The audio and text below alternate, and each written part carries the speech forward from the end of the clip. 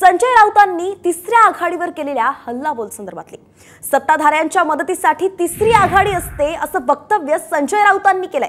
विरोधकांची मतं कमी करण्यासाठीच तिसरी आघाडी असल्याचंही ते म्हणाले। तर विरोधकांच्या मतांमध्ये दुफळी निर्माण करण्यासाठी तिसरी आघाडी असल्याचा हल्लाबोल खासदार संजय राऊतांनी केलाय। तिसऱ्या आघाडीवरून संजय राऊतांनी आता टीकास्त्र लागलाय।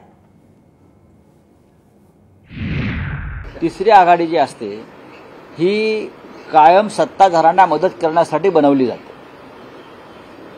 तिसरी आघाडी जी असते हे जे सत्तेत असतात केंद्रात किंवा राज्यात त्यांना काही अडचणीचे विषय असतात, मग ते तिसरी आघाडी निर्माण करून विरोधकांची मतांमध्ये कशी दुफळी माजवता येईल यासाठी काम करतात। आतापर्यंतचा इतिहास आणि अनुभव तेच सांगतो।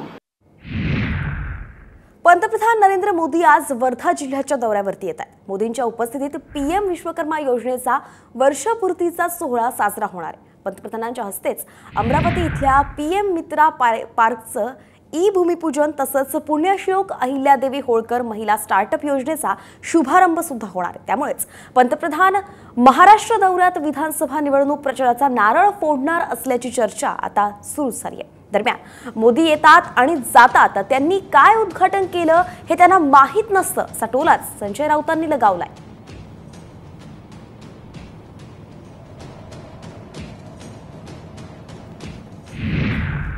मोदी येतात मोदी जातात, आपण नक्की कसलं उद्घाटन केलं आहे हे त्यांना माहीत नसतं।